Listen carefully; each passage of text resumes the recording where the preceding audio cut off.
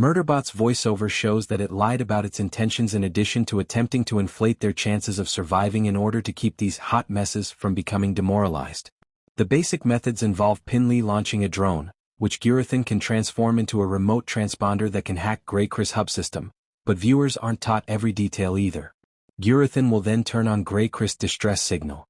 The company's rescue ship should be there in a week or two. However, Murderbot must collect the access passwords to GrayCris HubSystem before Gurathin can use his augmented human magic, which will take some sophisticated mental acrobatics of its own.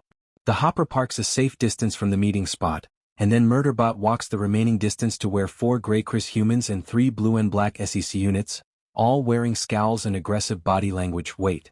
Step 1 of Murderbot's real plan is to reveal the truth about its hacked governor module in order to pique their curiosity. By displaying the severed head of the SEC unit, which perished in Episode 7 after it tampered with the wrong gigantic insect sack of babies, it convincingly asserts that it killed Gurathin. As long as GrayCris gives Murderbot safe passage off this godforsaken planet, Murderbot agrees to assist GrayCris in destroying the remaining preservation UX. To achieve this, GrayCris must temporarily disable the firewall on their hub system in order to establish a connection with Preservation UX's system and obtain the planetary map information that they so sorely need.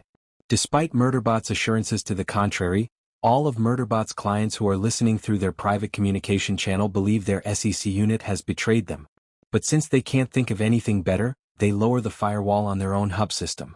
Pinley and Gurathin launch the drone while hiding in the forest next to GrayCris distress beacon. They then take GrayCris access codes and set off the beacon's countdown sequence. After completing the mission, Murderbot tells GrayCris that Preservation UX is activating their beacon right now, so they had better schedule it to the launch pad rather than fleeing. Gurathin determines Murderbot's final objective instead of assuming the worst. If the GrayCris team, who are unaware that Gurathin has already begun the launch countdown, are just a few feet from the beacon when it activates, it will be Immolation City for them. Everyone grudgingly agrees as Murderbot states that it doesn't see a way out of this situation where GrayCris and their SEC units don't hunt them down in vengeance, even if nobody is happy with murder. The boss of GrayCris, Amanda Brugel, whom we'll refer to as the scary GrayCris lady for simplicity's sake, directs her associates, including Murderbot, to the launch pad, despite her continued apprehension about this rogue SEC unit volunteering to turn traitor on its clients.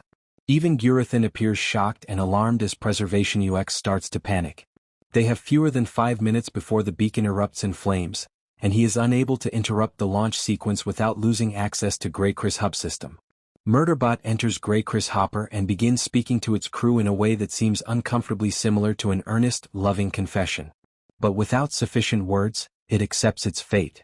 As if things couldn't get any worse, a local bird chooses to destroy Pinley and Gurathin's drone once GrayCris and their unfortunate guest reach the launch site. The beacon's takeoff was halted since the command did not complete uploading, even while the launch was underway.